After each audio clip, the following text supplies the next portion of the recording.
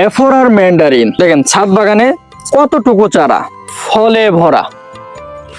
আমি জানি আপনিও আপনার ছাদে এরকম ধরনের ফলের চারা লাগানোর কথাই ভাবছেন। দেখেন আল্লাহ পাক কত ফল দিয়েছে। আমি পাকলে আরো সুন্দরভাবে দেখাইতে পারতাম, এখনো পাকে নাই, তবে পাকলে আমি আবার আপডেট আপনাদের জানাবো। দেখেন ছোট একটা গাছে কি পরিমাণ ফল দিয়েছে, আলহামদুলিল্লাহ, আল্লাহ তাআলা লাখ লাখ শুকর। আপনি যদি এই এফোরার ম্যান্ডারিন আপনার ছাদ বাগানে রোপণ করার কথা ভাবেন তাহলে মূল্যায়ন হতে পারে আপনার বিশ্বাসের একটি স্থান। তো এর কিন্তু একটা বৈশিষ্ট্য আছে, এই যে এই কাঁচা অবস্থায় খাওয়া যায়। আচ্ছা আপনাদের যদি না দেখে আপনি হয়তো উপলব্ধি করবেন না।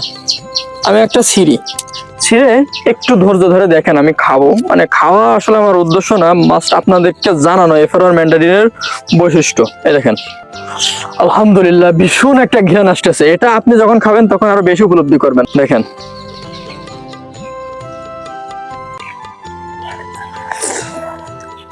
রস দেখলেন তো, রস, এই দেখেন রস রস আর রস। এখন কি মাস? অগস্টের 4 তারিখ। যে এই পরিমাণে রস হয় বাংলাদেশে ওপেন চ্যালেঞ্জ করলাম। দেখেন জাস্ট একটা কোয়া, রসটা দেখবেন, দেখেন একটু, দেখেন আমার গায়ে ছুটে আছে কি তীরের মতো। আলহামদুলিল্লাহ খোসাটাও খাইতে সুস্বাদু। আমি কিন্তু রস এই দেখেন হাতে আপনাদের দেখানোর জন্য ঢেলছি, খোসাটা খেয়ে নিলাম।